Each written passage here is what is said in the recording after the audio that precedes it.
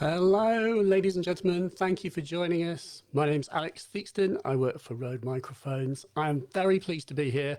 I've been very kindly invited by Dean and the groups at Birmingham Cameras, who've let me take over the channel today and talk to you about microphones and microphone technology. So obviously I work for Rode Microphones, so there is a little bit of a Rode focus today, but I do want to sort of talk about a lot of kind of principles and concepts, things that you may well find useful no matter what microphone you use.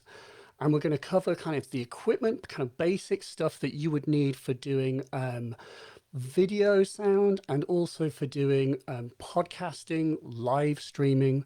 We're going to talk about shotgun microphones. We're going to talk about wireless audio as well. So there's kind of lots and lots of different sort of scenarios I want to try and cover and just try and make it as kind of useful as possible. Make sure that we've covered the basics and talk about some basic stuff and more advanced options that you may have.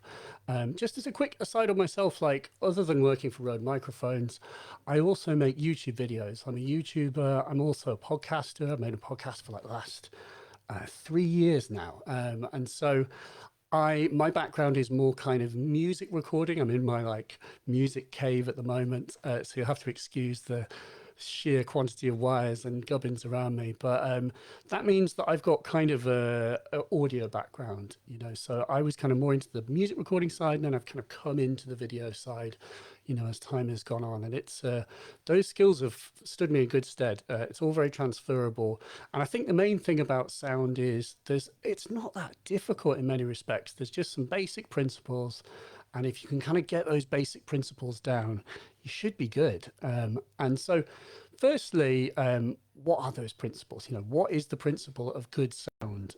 Well, I think in a kind of nutshell, good sound generally means close sound. So what you're hearing right now is me going through a very nice dynamic microphone called the PodMic, and then going into this amazing device, the Rodecaster Pro, which is processing my voice and making it sound sort of radiotastic. And that's all very well and good, but the main takeaway is the distance between my mouth and this microphone. That's kind of what is making the biggest difference of all. And if there was one kind of lesson, no matter what microphone that you have, that is the lesson to bear in mind, it's get close. And by which I mean, most microphones sound their best if they are within arm's length. So close means arm's length. And a lot of what we'll talk about today is kind of in service of that. So it's microphones that let you get within arm's length, ways of getting your microphone within arm's length, and then things like wireless microphones and stuff like that. But if there was one lesson, get your mic close. That solves 99% of the problems that you have. It gets the best from your microphone and leads to the most professional, usable results. So, yeah, I think that's kind of the main thing. I'm assuming, by the way, that you're mostly probably going to be a kind of solo videographer like me, making the video mostly yourself. You may not have the luxury of someone to hold a mic or, all of these other things, a dedicated sound person. And so what Rode have kind of, really been at the forefront of is creating convenient, great sounding mics that make our lives easy as videographers, because, it's that's the most important thing, is just like making it kind of foolproof so you get good results. So yes, lots to talk about, but mainly get close. So to talk quickly about kind of camera mics first, we're going to talk about the video mic range. So video mics, by the way, that would be these things, the sort of little kind of shotgun style devices, which often you will see on your camera, but not exclusively, and we'll talk about that. What is so amazing about these things is that they are mostly directional. That is the mono shotgun mics. I'll talk a bit about stereo mics. The question being, when do I need a mono shotgun mic and when do I need a stereo microphone? And I've got one here, the Stereo VideoMic Pro. Well, the principle of that is, ask yourself what you are mainly going to be shooting. If you are mainly going to be shooting people talking like this, kind of, let's say this is it, and this is an interview type situation, you're running and gunning, it's mainly talking. then I would say that you mainly want to have a mono shotgun style microphone. And if you mainly shoot kind of ambience, nature, things of that nature, then you would want a stereo microphone, because the stereo microphone is giving you two channels. It's giving you the kind of, authentic left and right, so that when you record something and there's something off to the left, it's actually off to the left when you play your video back. And a mono shotgun mic doesn't do that. It's just one kind of fixed channel. But what is amazing about it is that it is sort of directional. So directionality means that imagine like a kind of ice cream cone coming out of the end of the microphone. And so that ice cream cone is what the microphone is favoring in terms of its pickup. And the longer the barrel, the more directional the microphone is. So directionality is directly tied to the length of the barrel. This is physics, and there's just nothing we can do about that. So it means that shorter microphones are a bit less directional than longer ones. In fact, Rode even make a really crazily long shotgun called the MTG-8, which looks like a kind of stun baton, can double as a defense weapon when you're out in the field. But and that's extremely directional. So it's just something really important to bear in mind when you're looking at buying a microphone. The length of the barrel determines how directional it is. And that does mean that little mics like the VideoMic Pro are less directional than mics that have a long barrel like the VideoMic. But what is good about the VideoMic Pro is it's so small and tiny. It's a small and tiny little microphone, and it is just therefore so well suited to just kind of chucking in a kit bag and replacing the built-in sound from your camera. Now, the built-in sound from your camera, because it's just a little kind of fixed hole on the camera itself, it has some limitations, unfortunately, as I'm sure you found yourself, but I'll just, for the avoidance of doubt, let's just quickly talk about what those limitations are, which is it's not directional. It's just picking up sound equally from all directions. And so you don't get this favorability that you really want.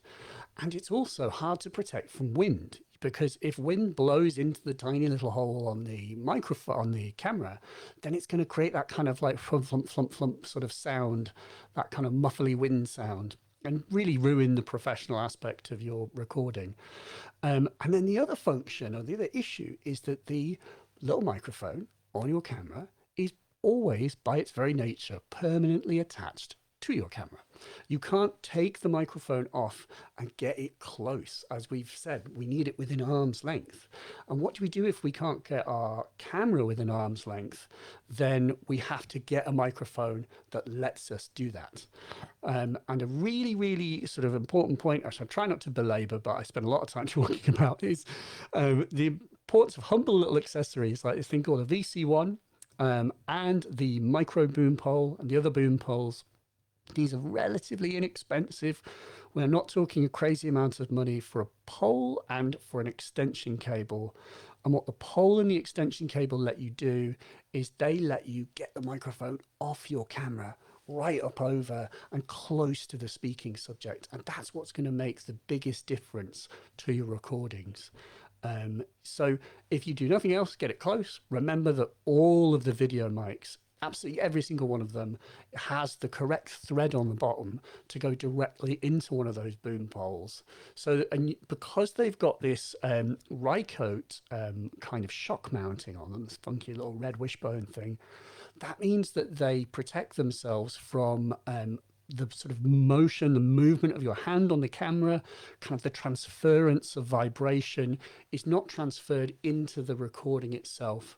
And what that means in practical terms is if you've got one of these video mics, no matter which one, if you were to buy a VC1 and a micro boom pole, you can screw it straight in and you don't need an additional kind of dampener so that your hand on the pole will not interfere with the, with the microphone itself.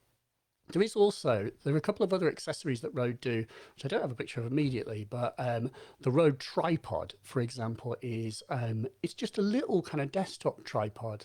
But there's an amazing kind of hack that I discovered with the Rode tripod, which is, I'll see if I can pull up a picture of it just so I can show you. It won't take long. Here it is.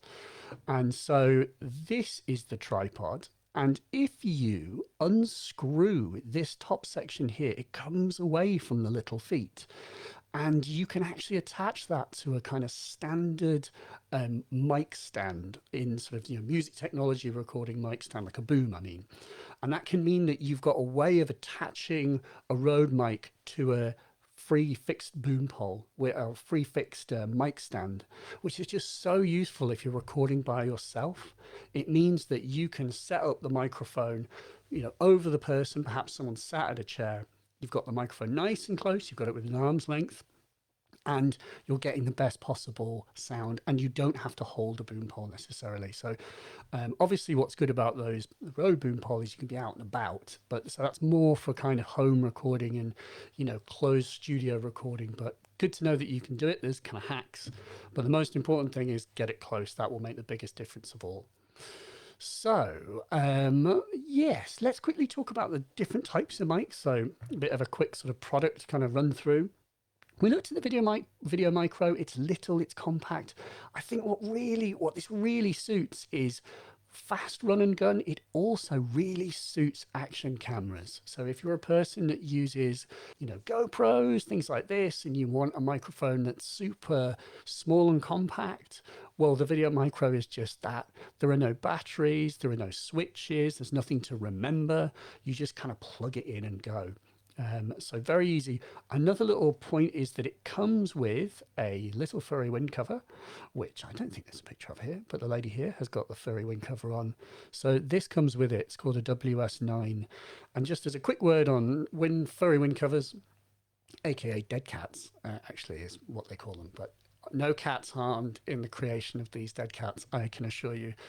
Fully synthetic cats, I'm afraid, were harmed. And so you kind of do need these if you shoot outside. I think that the general rule of thumb is any situation where you can kind of see the leaves moving on the trees, if it's moving the leaves and the branches especially, that there's a bit too much wind and you need some additional wind protection. And now for each of the microphones, there is a compatible dead cat.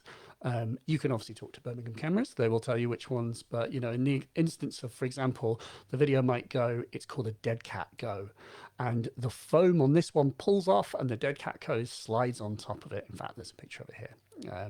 So very, very important. If you do shoot outside, it kind of is a necessary accessory, I have to say.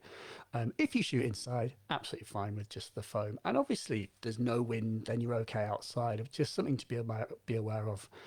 Definitely a worthwhile investment because wind is a problem. But the good bit is that there is a wind cover, unlike trying to wind protect a camera itself, with no dedicated microphone. So, by the way, VideoMic Go, this I would say is your kind of slightly more directional version. Obviously, the VideoMic Micro is very small, very stubby, and so that means it's portable, but it means it's less directional. This is a touch longer, more directional, does not have any switches, does not have any batteries, really easy to use. So if you kind of don't need the most compact one, I'd maybe say that's a good place to start. And then we move up to VideoMic, which is kind of a stalwart. It's been around for a long time and it's had a redesign. It used to have elastic, and then when Rode started using these Rycote wishbones, then they did a version with the Rycote. This takes a 9-volt battery. It's the most directional, I would say, of the shotguns. You've got a nice long barrel here. It's just a kind of classic sort of all-rounder. Sounds really good. And yeah, has the most directionality. So kind of even, any of these are good sort of entry-level starters. And then we would move up to VideoMic Pro. And the reason that there's Pro in the title is, well, there's a variety of reasons, but for me, there's kind of one like mega killer sort of standout feature. And it's this little innocuous switch at the back. So I don't know if you can see this, and I might not be able to zoom in because I'm on a sort of browser, but you'll have to take my word for it that this says -10, 0, and +20. Now, what this is a pad and a boost control. And so what a pad does, a pad makes a mic less sensitive and a boost makes it more sensitive. To make like a photography analogy, it's exactly the same thing as ISO. ISO is the sensitivity of your camera to light. And you know that the higher the ISO, the easier it is to gather the light. Well, it's just the same with sound. The higher the level of the microphone, then the more sound it gathers. Now, there's a bit of a kind of a bit of a lesson here that we need to know, and there's a bit of a kind of balancing act to be drawn. The lesson is to do with how we use a video mic correctly with our camera, because depending on the camera you have, it's very, very likely that you have a movie settings, and in the movie settings there is a auto and there is manual audio recording levels sort of switch within that menu, different on every manufacturer. Often it will be set to auto by default. Now what that's doing, it is always trying to keep everything to an even sort of volume level, which is a very noble sort of quest. It's a good thing to try and do. But it is unfortunately something that is going to kind of ride the volume in a way that we don't really want when quiet things are happening in the recording. When something's quiet, you want just total silence to happen. And what can happen if you've got the auto setting on is that it will amplify silence, and you'll get this kind of hiss, this like rush of sort of white noise, and that's it kind of riding the volume levels, and it's not a good thing, unfortunately. So what it means is that we do have to put manual on our movie audio recording levels, and what we do is basically make the microphone as sensitive as possible. That means that we put on the +20 if we've got a VideoMic Pro, and we turn down our camera accordingly. Sometimes, depending on the camera, for example, on a lot of Canon cameras like the 5D, you'll find that you actually have to put the audio settings to the very, very lowest setting but one, literally to like 1. If you went any further, it would be totally silent, which seems like you must have your camera like at a crazily low level, but it's not. It's just the right sort of level. And you'll see in the meters, if you get your subject to speak, as they will speak during the interview or whatever you're recording, you'll see the levels kind of jumping. And what you're wanting is for the levels to be getting about 3/4 of the way up. So on some cameras, it actually says like 12, and that's to do with -12 being the official like best level to record at, quote unquote. And this is an art as much as a science. We should bear that in mind. But what it really, in most general terms, it means get it going about 3/4. Never have it so that the level touches the end and goes into the red, because that means you potentially distorted your recording, which is a very hard thing to fix. About 3/4 of the way up. And then what this +20 is doing, it's cleanly boosting the audio. And this has all taken a very long time to explain, but it's really important, because what that +20 means is that you can find on some cameras, when you turn up the audio levels, where there isn't a +20, you turn up the audio levels to the correct sort of volume to be heard, and you hear that there is kind of hiss, there's like tape noise in the background, something you may have encountered. And that is to do, the microphone in part has some of its own noise, but Rode products are very low noise. It's like one of their features, but a lot of it will come from the camera itself. And the +20 is like a hack. It fixes that problem, and it means that the mic outputs a really loud, clean signal. You can turn down your camera accordingly. You're still getting a good level, but you're getting a clean level. So that was kind of, it took a while to explain, but I hope that that makes sense. And by the way, actually, if you do have questions, this is live, so leave your questions in the chat. Dean from Birmingham Cameras is in the chat, and we'll post the questions, and we'll have a kind of Q&A at the end. I should have mentioned that earlier, sorry. But yeah, ask questions. If there's anything that's not clear, we'll go over it at the end and make sure we get all your questions answered. So yeah, main point, +20. +20 is a hiss-defeating, awesome hack, and it means that the Pro, because unfortunately that +20 is not present on the VideoMic Pro, Mic Go, and VideoMic. This is the first of the mono shotguns with that feature. There is also a high pass. What a high pass does is it cuts out the low rumble, and by which I mean really, really low, below the human voice. Not something that will affect your speech. It won't touch your speech at all. So in most instances, if you're recording human voice, as opposed to another type of voice. Could be an animal of some kind. Depending, unless it's like a very deep-throated animal, then you can just leave the high pass on. It's designed to help you get just finished, polished audio in camera with the least amount of fuss. That's what's great about these. By the way, I didn't mention, but all of the video mics have the 3.5mm jack, which should hopefully be what you have on the side of your camera. And your camera probably has a microphone port that's just the same size. You plug it in, it replaces the audio. Happy days. By the way, this one uses a battery. It has a 9-volt battery, and it will last for a ludicrously long time. It lasts for 70 plus hours. And I've had some people who say like, oh, I don't like the VideoMic Pro. I have to remember to turn it on per shoot, per shot and all this kind of thing. I would just urge you to just remember, just leave it on, because it's very likely you're using a fresh battery for a shoot. Always a good principle, use fresh batteries for a shooting day. Just leave it on, because it's such amazing battery life. It will last for multiple days, in fact. And also there is a warning light. There will be a kind of red light that will come on that will tell you that the battery is getting close to sort of depleted. So it won't just turn off, mid-shoot. You get lots and lots of warning. So don't be afraid to leave it on. It's great battery life. Take advantage of it. So yeah, then stereo. So this is the stereo video mic. It's kind of got the text. Maybe I can show you a different photo of it, which has this kind of funky sort of, spheroid arrangement. There are 2 capsules. And then this one, as you can see from the pic, absolutely amazing for recording, band recording. They have got the high pass filter on there. I don't know. Well, I suppose it's just acoustic guitar, isn't it? But it's great for that. And it's also great for nature.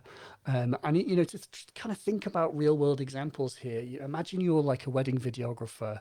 If you were recording like the bride and groom coming into the room and there's like all the people around you, you kind of want to use a stereo mic for that. And then when you were recording like vox pops, people talking to camera, like, hey, what's your message for the bride and groom? Then you switch to your directional shotgun mic. And there's some tricks that we'll look at for kind of swapping over mics later on down the line. But yeah, it's kind of useful to have a couple of mics. Here's the guy from from the audio company telling you've got to buy lots of products, but there's definitely different use cases for these mics. So it's worth having a mono mic and a stereo mic, I would say. But if you can kind of only have one, absolutely only one, then I would probably say get a mono shotgun mic. It tends to give you the most sort of, bang for your buck in that sense, because if you ever record speech, it's definitely the preference. So let us move on. What next? Well, we've talked about closeness being important. We've looked at shotgun microphones. We've looked at stereo mic that we do.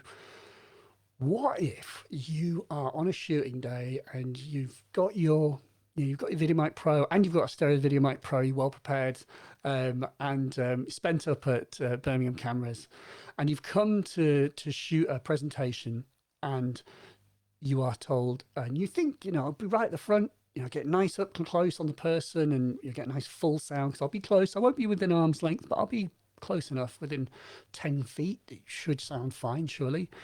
But they tell you have to stand at the back. You can't come closer. You can't get any closer than, 30 or 40 feet. This is where we talk about wireless microphones and the joys therein, because what wireless microphones are letting you do is get close at all times, no matter potentially what the distance. And so the first of which is this amazing little thing called a SmartLav Plus, which I have here. So look at this. I'm covered in wires, even more. Like, here we go. So SmartLav Plus is like a tiny little microphone that has like a minuscule little capsule.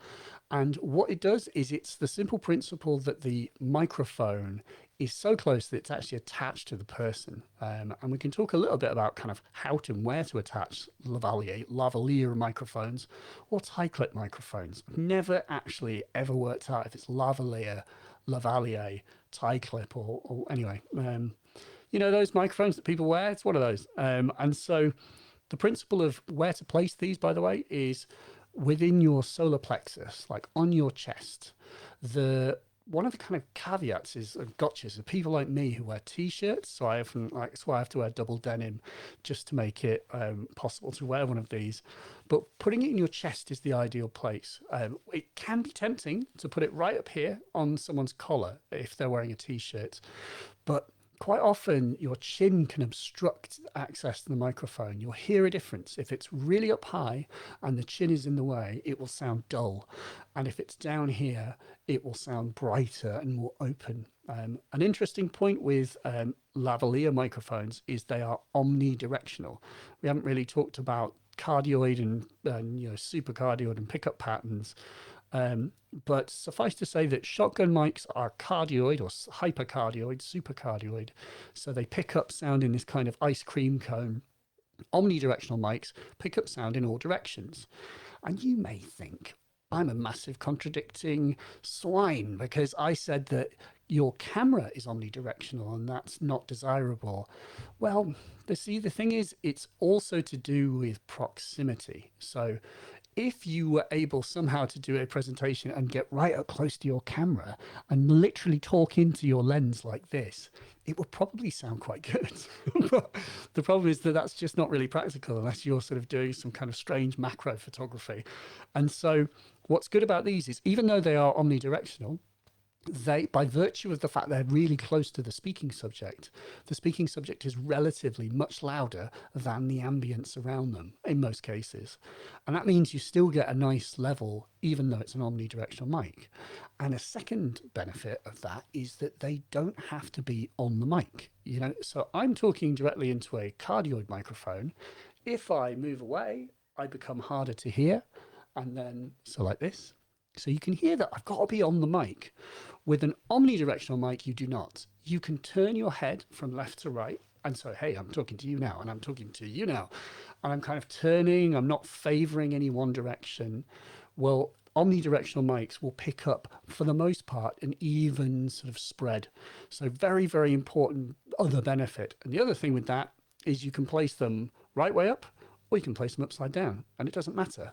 And you might wish to do this if you wish to take off the foam and be even more discreet and use the little like capsule. You can have it pointing down so that if I was wearing this and I was on the TV and I was like very indignant about something and I huffed through my nose, then the breath from my nose would pass over the capsule, and because it is pointing downwards, it wouldn't get into the capsule like it would if it was pointing upwards.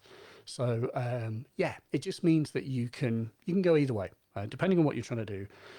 Obviously, it's fine for these mics to be seen, but there is also another situation where you may well want to not be seen, and that's if you are doing theatre or if you are doing TV and film. You are using, a lot of the time these are used for like wide distance shots or for situations where one person or multiple people can't be easily captured with one or two boom microphones. So it's common on a film set that there's a boom operator, the person holding the mic over the people speaking. Sometimes the boom operator will be turning and boom and turning them from side to side to favor each person as they speak. Sometimes there'll be multiple boom operators. But sometimes what they will do is just lav everyone up. And what's cool about these is they're so small you can hide them under your clothing. And there's a couple of sort of gotchas, as I'm sure if any of you have used these before, one of the kind of dangers is rubbing against your clothing. And if it rubs against your clothing, it makes this sound, it's this flumpy sound, a bit like wind noise. It is a problem. And so a couple of ways to sort of mitigate that are, there is a loop, you basically create a loop through the cable itself.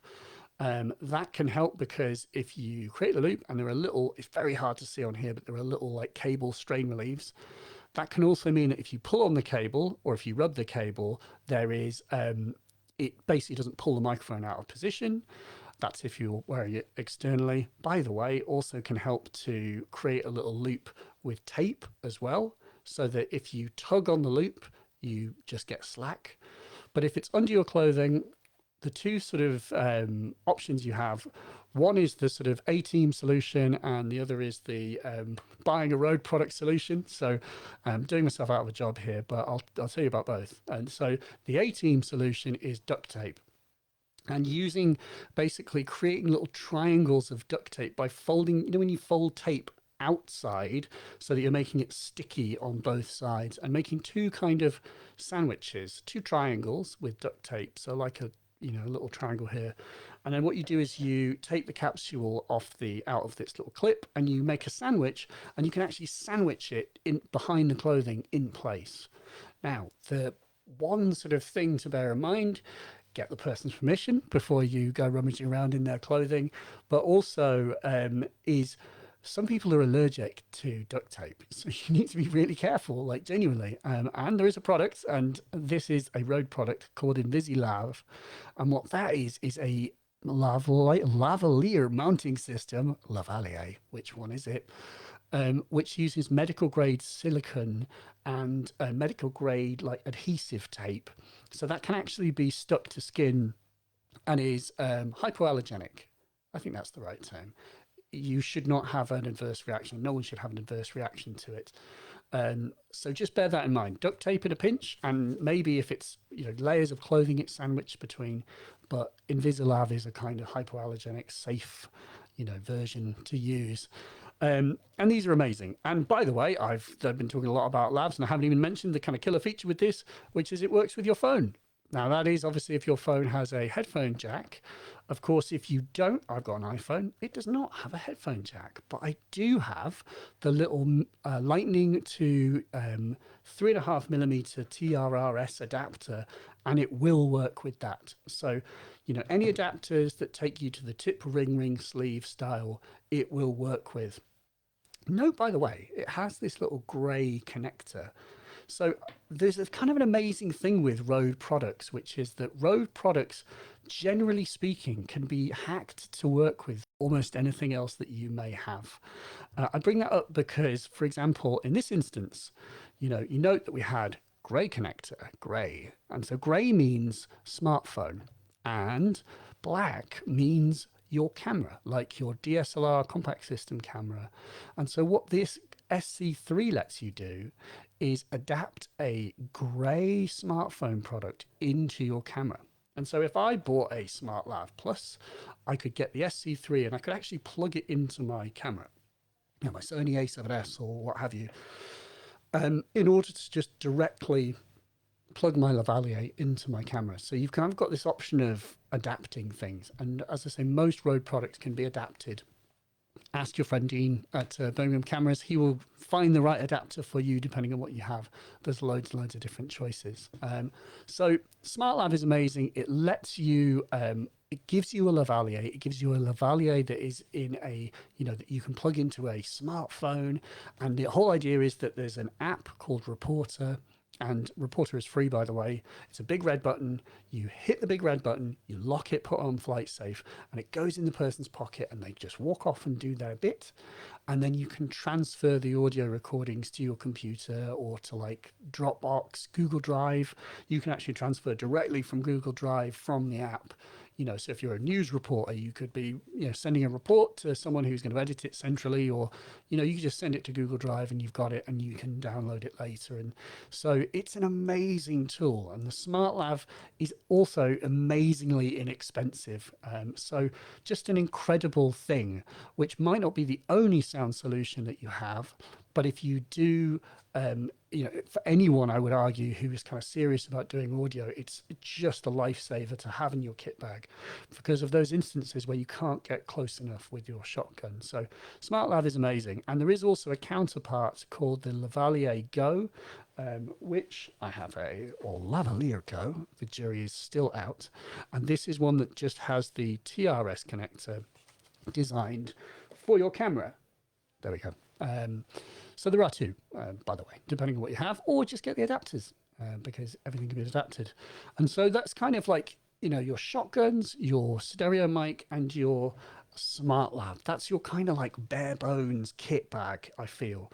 But obviously we've got loads more products. You know, we've got the Wireless Go, and we've got all these kind of posher, quote unquote, shotguns, you know, and what's the benefit? So if we go a little bit deeper, we've got a thing called the VideoMic Pro Plus. Now, the Pro Plus is a caffeinated version of the VideoMic Pro, if you'll excuse my pun. It is a kind of souped up version, and it's got some extra bells and whistles, which are really, really nice to have.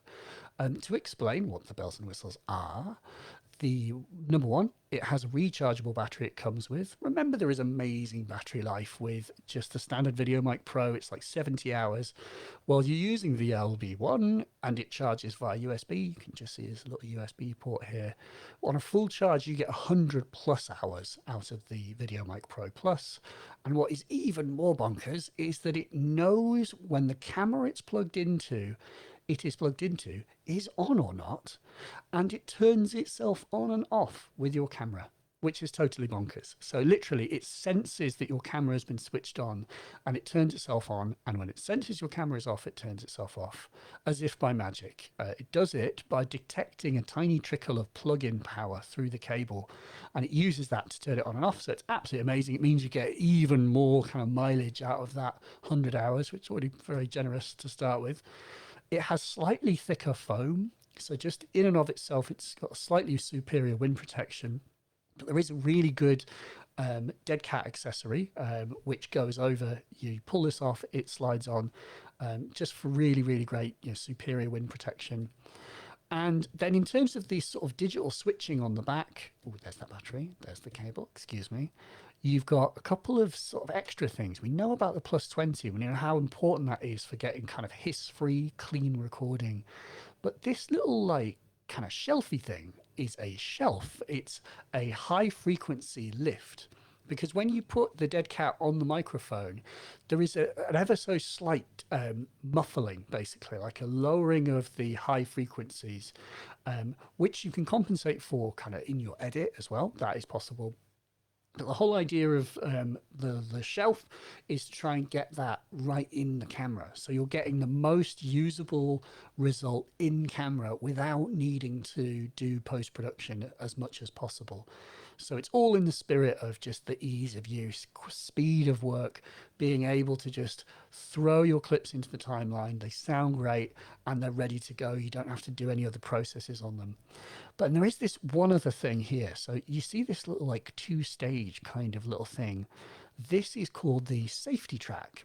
And so we were talking about how you set up a camera, and you were trying to get it, you know, the levels, so they were going about 3/4 of the way up, never into the red, you know, hitting about 12 if there's 12 on your meters.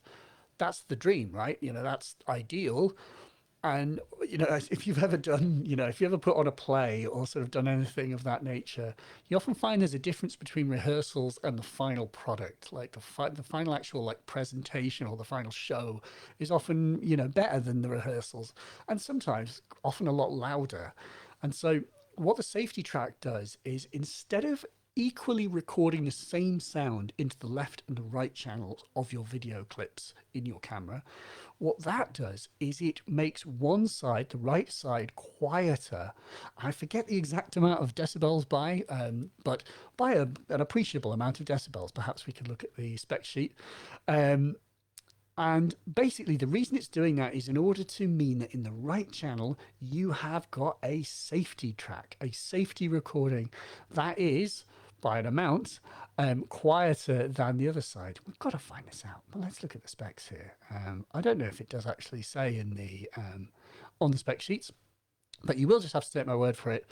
It is quieter. And so it means that in that right channel, there's a good chance that you've got an unbroken, undistorted version of what's in the left channel. And so you can swap to that channel at that moment in your video edit and kind of save your shoot. So not something that you ideally want to have to take advantage of, but as I say, like, really nice to have. So that's the VideoMic Pro Plus. Super useful product, and kind of takes care of a lot of these sort of gotchas.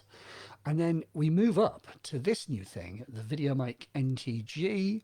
Now, this is taking the kind of shotgun technology from our like broadcast shotguns and making this kind of super gorgeous, transparent sounding microphone that's kind of more in the vein of the the sort of the NTG 1, 2, 3, 4 and so forth range.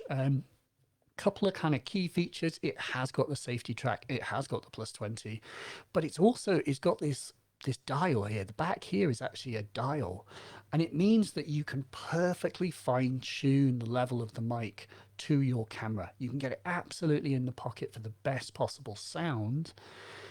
And you see there is a USB port. It is also capable of being a USB microphone. So it's a shotgun. You can take it out and put it on your camera. You can have it on a boom pole and you can use it in that way. It has a rechargeable battery as well. But once you're home, you can plug that into your computer, your Mac PC, or your iPhone via the correct adapter cable. Remember, you can basically adapt everything to everything. And then you can use it as a USB mic. So you could do, you plug your headphones into it, you can hear the person, and you could do live streams. You could be doing, talking to clients, finding new work, things like that, talking to your customers. You name it, so you've got an option of a USB mic that sounds great, but you can also, that you can take shooting, and your microphone that you take shooting is also a USB mic. Super cool, and so super powerful, and just like amazing. Yeah, it does just it gives it this whole other use. So worth kind of considering a little bit of an investment up and getting a VideoMic MTG. And then let's talk about wireless. So, Wireless Go. Now, there are multiple wireless systems, Rode do, including the new shooter and filmmaker kit. But the Wireless Go is a kind of other generation. It's this extremely compact wireless system, which, unlike the SmartLav, is beaming the audio directly into our camera. And what is amazing is how small it is, how it can just fit on your camera with like the least intrusion. It's just like the smallest, most like tiniest thing you can imagine. There are 30 grams for around 30 grams, 31 to 32 grams for the transmitter and receiver. Like the smallest things, I'm just grabbing mine here, that you could hope to work with. Absolutely bonkers.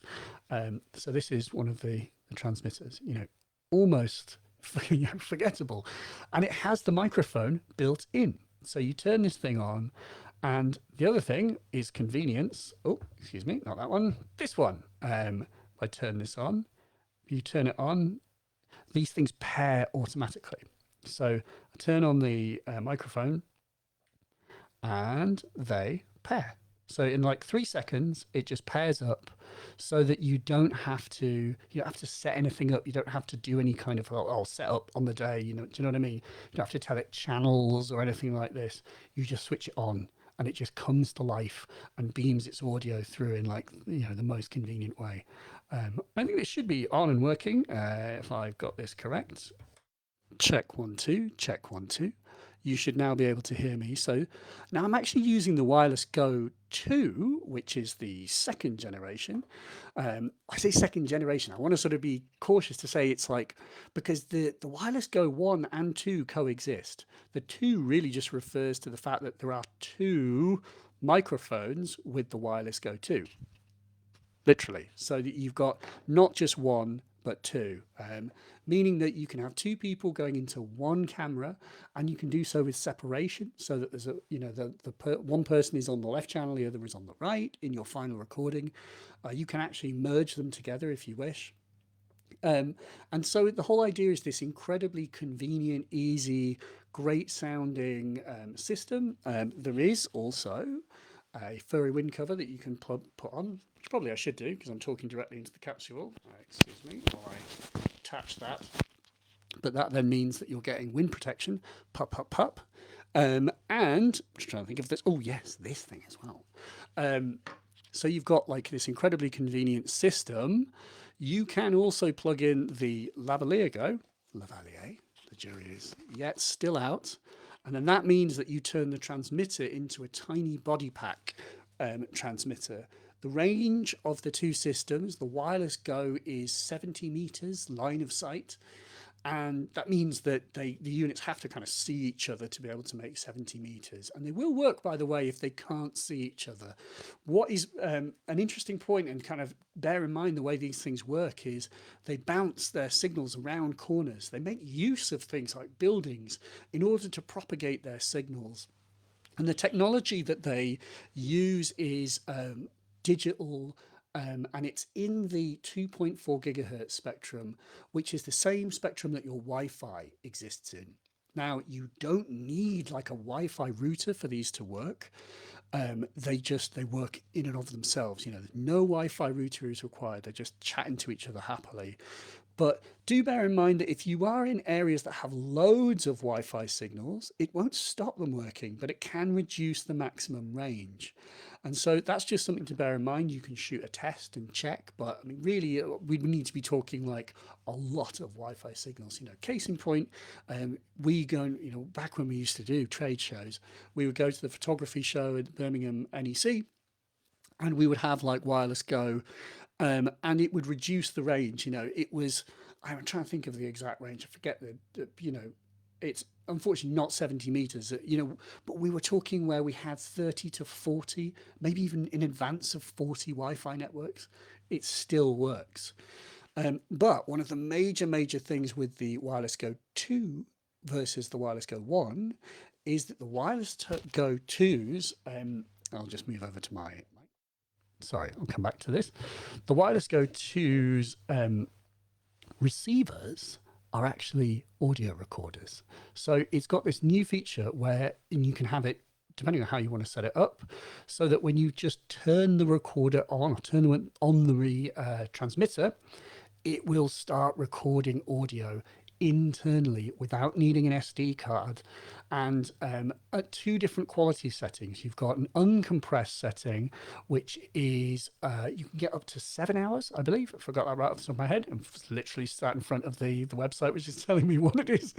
But I believe it is 7 hours uncompressed, and then with compressed audio, it's up to 40 hours. So you've got this amazing capability, as kind of like a backup.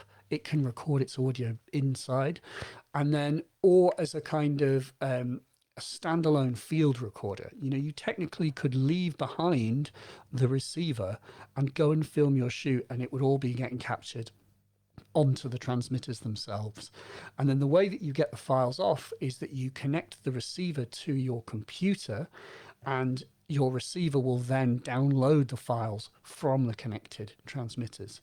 And actually, once you've done that, there's kind of more features that you can unlock if you've got it connected to your computer, I mean, which is, for example, there's loads of like extra like detailed features, like kind of pro stuff. Like you can unlock 10 stage levels. So instead of just a 3-stage, you know, low, medium, high kind of volume setting, you've got 10 stages, so you can really fine tune the signal to noise that the unit's putting out. But yeah, so the other thing, by the way, is that if you do have this connected via USB-C, and there is a USB cable with it, as in it has USB-C to a standard USB-A connector, you can then use this as a digital audio kind of sound card in your computer. Excuse me. So you could then do like a live stream, and I could be, you know, I could be not using the Rodecaster, but I could be talking to you now, and I could be wearing this, and this Wireless Go 2 receiver could be connected to my computer, and then I could be talking to you that way, you know. So you can use this system as a way of doing presentations to your computer, doing live streams, just by itself, you know, really cool. And it's its own built-in recorder, and it's crazy easy to use, and it's really small, and you can use it as a transmitter, and, you know, blah blah blah. It's just really stupendously useful and tiny and sort of just friendly. So such a great system. And then, as a couple of accessories, firstly, what is this weird thing? Well, this is the Interview Go, and so what this lets me do is take the receiver, and which, by the way, you see it's got this little croco clip. Amazing also. So you could like literally, you know, you can connect the receivers or the transmitters to your clothes. You could be holding like a, you know, a sort of a gimbal system, like the Osmo. Is it Osmo? But, you know, handheld kind of, you know, gimbal microphones, gimbal cameras, you know what I'm talking about. And then actually connect the receiver to your clothes and then wire it into the camera, you know, those kinds of things, because it's such a small receiver. But what this is a way of plugging the transmitter into a handle with an accordion, you know, branded little cover. And then we have got a wireless omnidirectional handheld microphone, which if I fade up, check 1, 2. So now I'm able to, you know, pretend I'm a football pundit, you know, and I know a lot about football, let me tell you. So I'd have a lot to say about that. And so the beauty of this being omnidirectional is, remember me saying how it was like, you know, you can kind of turn, you can favor different people. I'm listening to what you're saying, I'm listening to what you're saying. You can kind of be kind of bad in terms of your mic technique, and yet you still sound consistent, you know. And also, if you turn it up, you can kind of hold this between you. I'd have to kind of turn it up in the transmitter as well to get like the full gain out of this. But you know, with enough gain, you then hold it between two people, and you can kind of share one mic. Because I think that's a common issue that people have had with Wireless Go. You know, it's a common, you know, wireless question is, sure, I've got one. How do I capture multiple people with one? And you know, the difficult truth, genuinely true answer is every person who's speaking using a, you know, a clip-on lavalier mic, they should be wearing a dedicated mic. You can't share a wireless mic between two people, you know, like this style, the tie clip style. You really can't. You have to just have one on each person, which means that you also have to scale up and have multiple systems. But the whole point of this is actually, if you're happy to have a handheld mic, you can share. This is a way that you can actually share one wireless system. So, you know, if you only have the Wireless Go 1, Interview Go is this little adapter. And then there's also the MagClip Go. And I'm not sure if I've got a picture of it here, but I can maybe switch over here. MagClip Go is this little thingy. And basically what that's doing is it's like a magnet so that you can clip the lavalier, the interview, the Wireless Go. It's been a long day, folks. You can click the Wireless Go and you can basically magnet it onto someone's clothing. So if they're wearing clothing where they don't really want to have this little box visible, totally fair enough. Then you've got a way of kind of hiding it discreetly in this little like this little square under their clothing. Or if you're one of these annoying people like yours truly, you wear a t-shirt, you could kind of magnet it onto the t-shirt that way, and that way you would be able to get it in the sort of solar plexus chest region, and so it would sound as good as it could. I've got another little pic here, so you can see it just poking out there. So nice and discreet.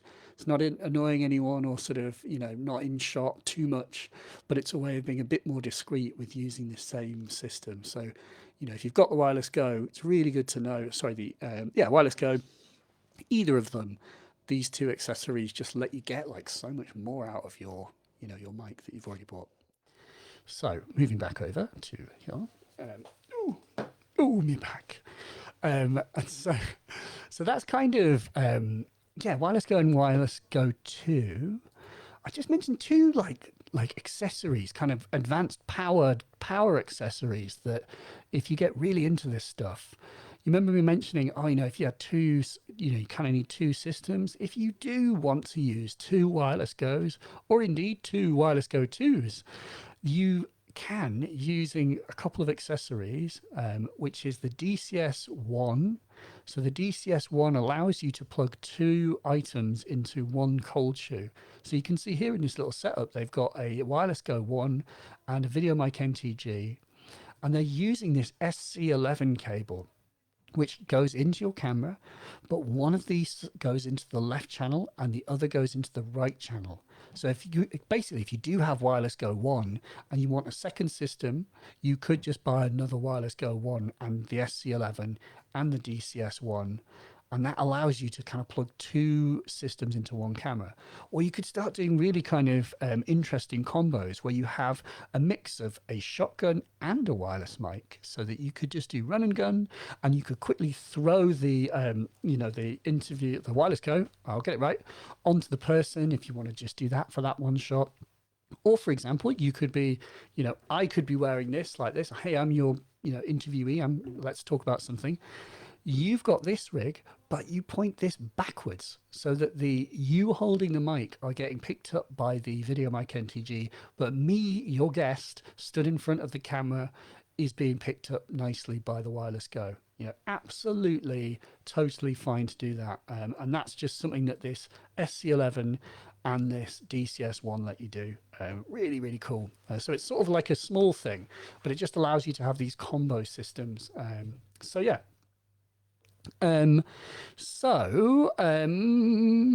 What do we have left? Well, there is just one thing left to talk about before we have a Q&A, by the way. So that is this, which is the Rodecaster Pro and kind of live streaming. Actually, two things, because I'm going to mention the Rode Connect and the NT-USB. You know, if you're doing live streaming, I've done a little bit of live streaming myself. In fact, right now, seem to be doing live streaming. You will know that you know, good audio is a huge part of that too. What the Rodecaster is this amazing sort of all-in-one kind of almost like radio station. Like, it's a lot of the functionality of, like, you know, 4 or 5 different devices all in one, you know, one system. So really, really quite amazing in terms of what it is capable of doing. You can have up to 4 microphones in the studio, and they are like, you know, studio microphones that require phantom power, you know, that have kind of high demands in terms of their, you know, the level and the preamp quality. But into, you know, as you plugged your mic into the device, you are also getting audio processing. So there are like audio processing effects being applied to my voice. If I turn them off, check 1, 2. This is the sound of my voice without the processing. This is the sound of my voice with the processing. And this is the sound without. And this is the sound with. You see, it gives you that kind of like radio smoothness, you know, kind of smooth sound. And so, yeah, 4 of these. You get 4 microphones. Absolutely amazing. By the way, if you're... at the moment, I've got it on kind of advanced mode. You actually have now got control of all of the parameters if you so wish, but you don't have to use that. So for example, I have, when I first got this, it was just in kind of basic mode. And the way that works is that you tell the Rodecaster Pro like what voice profile you have. Does the person, are they loud? Are they medium loud, or are they quite soft? And do they have like a high pitched, medium pitched, or low pitched voice? So you just put in these kind of 2 kind of variables, and the Rodecaster takes care of the rest. So it's very easy to use. Like, you do not need to be an audio professional to get professional results.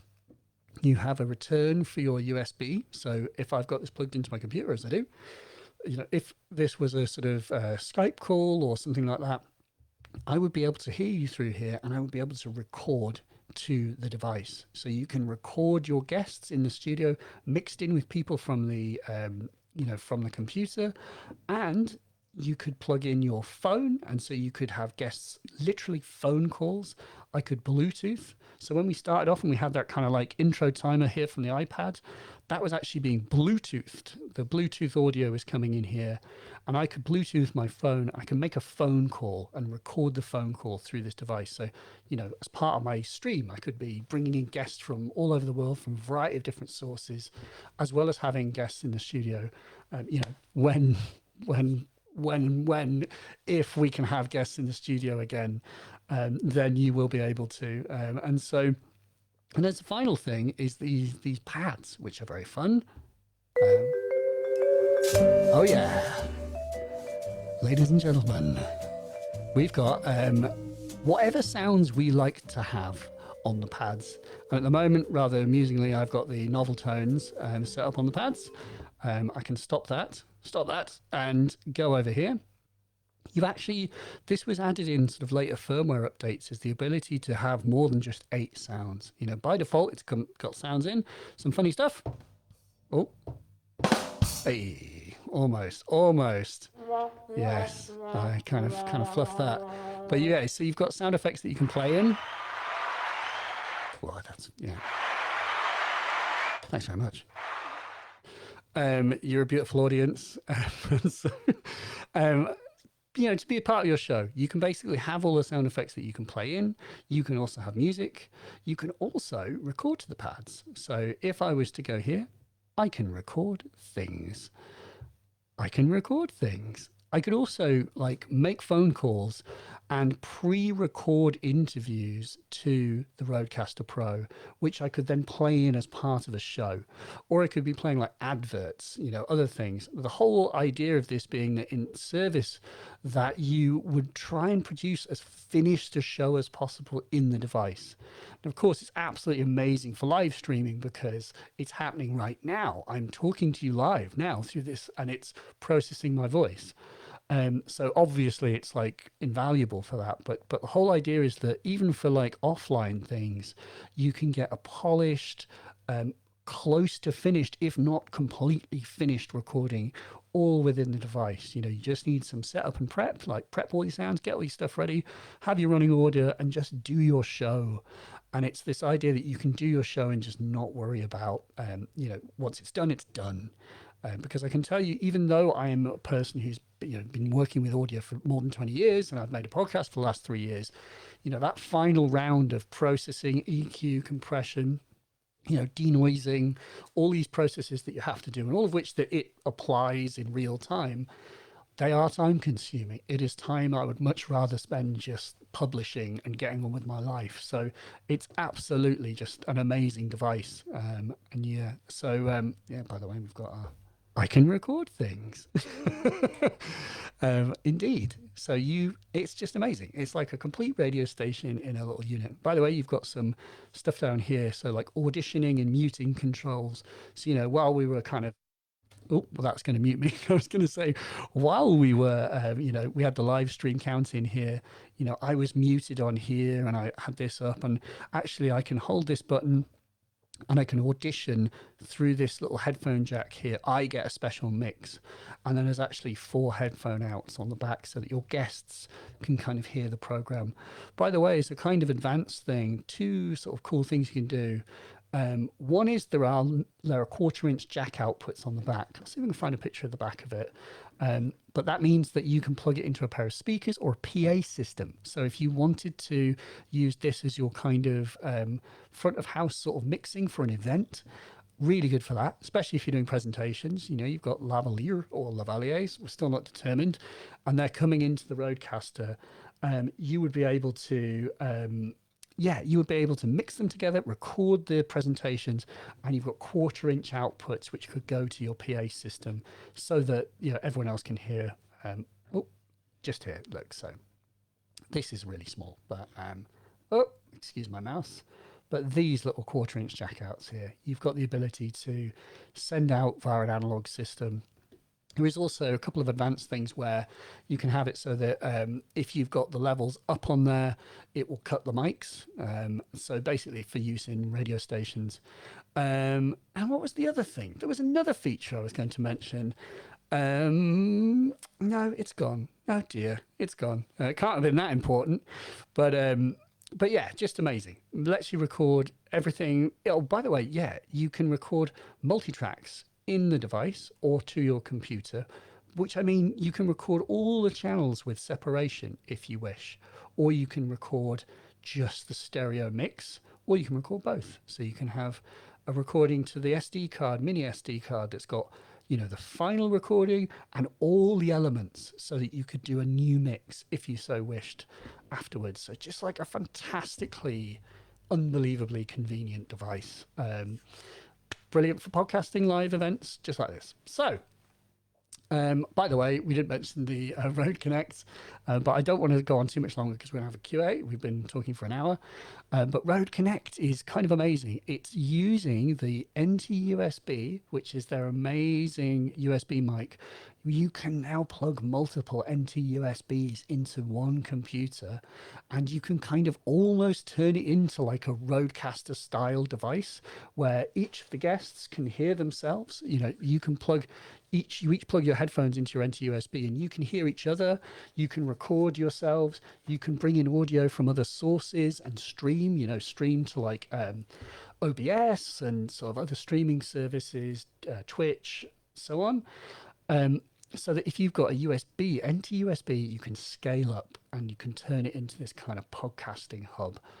And the other thing, which is completely amazing, is that the NT-USB has also got, surprise, surprise, DSP inside it, just like on the Rodecaster Pro.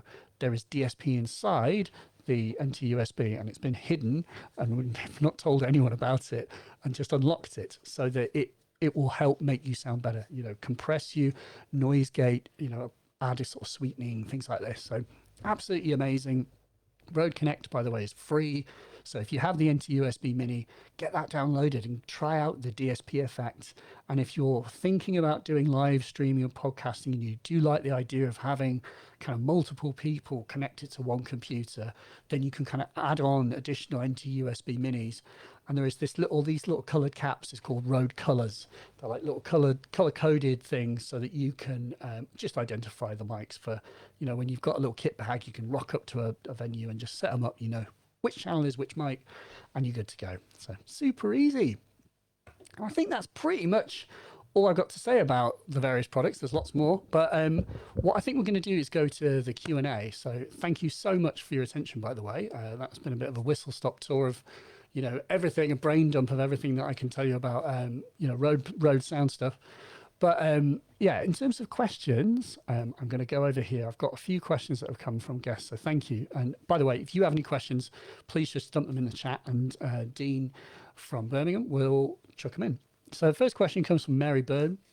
Mary asks, can you explain what is meant by mix minus on the Rodecaster Pro?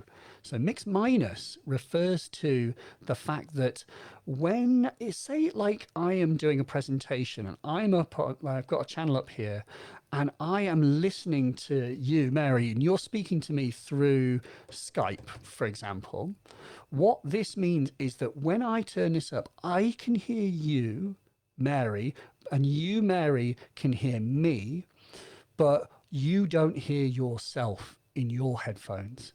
And that's really important. It means I can record you and our conversation, but you are not hearing an echo of yourself. Because if any of you have ever messed around with audio equipment, if you hear yourself, but there's a slight delay, as there would be, it is just the most maddening thing. You can't speak. It actually stops you from being able to speak, because as human beings, we listen to ourselves to control our voice. It's tied. So mix minus means that you are being minused from the, your own audio is basically minused from what you hear from me, if that makes sense. So you would hear everyone as well. You'd hear all my guests. I could play you my sound jingles and stuff.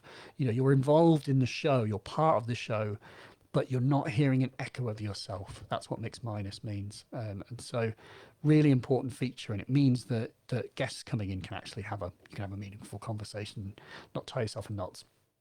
Alex Murphy asks, does the Rode Wireless Go work with a laptop for audio online? Now, that is basically the Wireless Go 2, yes. I am actually just going to double check that I have got this right, because it's a really good question. The Wireless Go does have a TRS output, and so you can plug into your laptop via the mini jack. But I'm just double checking. I am not sure that you can use the USB to digitally send audio, unfortunately. I don't think you can with the Wireless Go. And if I am wrong, I apologize, and please just correct me, but I'm pretty sure that you can just use the Wireless Go 2 to do that. But you absolutely can plug it into your laptop. You just use a mini jack to mini jack, going into your laptop's, audio here. Now, if you also want to be able to hear what is happening back, there is a gadget that I have for you. There's always a gadget, and it's called the SC6, because it's very likely that your integrated all-in-one laptop connector will have a TRRS connector. And if you were to, you would basically have to get the SC7, which is the adapter cable, which takes you to the grey connector, Rode SC7, excuse me, while I just show you this one as well. So your Wireless Go 2 has that type of connector, or so your Wireless Go 1 has that connector. Your SC6 has, in its 2 mic inputs, has this connector. And then what you would be able to do is plug your mic in whilst also still having access to the headphone port. So it would allow you to hear what's happening in the computer whilst also plugging your microphone into it. So you do need the SC7 because this SC6 has got a TRRS connector, these two little ports. In fact, you can actually plug two microphones in with it, which is really cool. So I hope that's not too confusing. The answer is yes, you can, but you have to use analog cables. Check with the king of the road, Dean, from Birmingham Cameras. He would just confirm for you and just put together an order, I'm sure. But I hope that helps. Question here from a chap who is Robert Dunn. So I just want to get your name right. Can you explain the difference between the Rode Wireless Go and the Wireless Go 2? I mean, we've kind of done that. I think it's the nutshell is that the Wireless Go 2 is two receivers or two transmitters to one with built-in recording, with improved range as well, up to 200 meters. And it does have that digital audio as well. So it does have digital audio output via the USB, whereas your Wireless Go 2, as in Wireless Go 1, is just analog output. It does not have the digital audio output, I don't believe. You know, hand on heart, that was my belief. Hopefully it was right. Kiara O'Rourke asks, can I use a SmartLav Plus with my DSLR? Yes, we mentioned that, I think. So I hope that answered your question. But if you've got the SmartLav Plus, what you need is the SC3. And I think I've got it still open on a tab. I've got about 1 million tabs open today. And so this is like tab roulette. Here we go. SC3. So yes, you can. You just need the SC3. Aaron Leeds asks, if I was to buy one mic for starting off video work, what would you suggest I buy from Birmingham Cameras? Good question. Obviously the most expensive one. I would just honestly recommend looking as the kind of, because of the plus 20 dB mode, I would generally say to people, get the VideoMic Pro if you can push your budget that far, because it gives you the plus 20. It just gives you the most reliably hiss-free recording, which is not to say that these can't give you amazing recordings, but they do rely a bit more on your camera to do some of the work, and all cameras are different, and it's really hard for me to say that your camera will be fine, or you might notice some noise. It is possible. What I would just say is using the VideoMic Pro in most cases means that you will get really, really good results direct to camera and with like an absolutely like no hiss that you would discern basically.